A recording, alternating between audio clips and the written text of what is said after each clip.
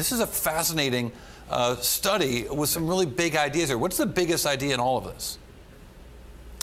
Well, I just think it's how transformative this is going to be. I mean, imagine a world where getting from place to place, transportation, like information, becomes in essence free.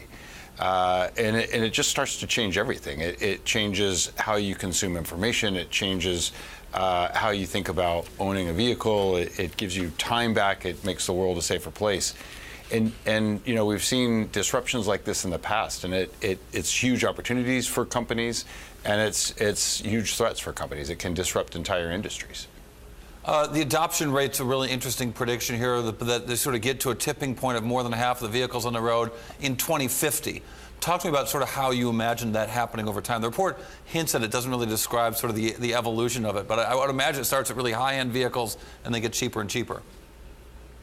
Yeah, I mean, if you just think about it in a more near-term timeline, I think what you're going to see is, you know, over the next 5 years, you'll see tens of millions of autonomous cars on the road, but they're going to be autonomous in the sense that they're doing the driving for you, but you still are sitting there with the steering wheel, and there'll be times where you're going to want to take control of the vehicle.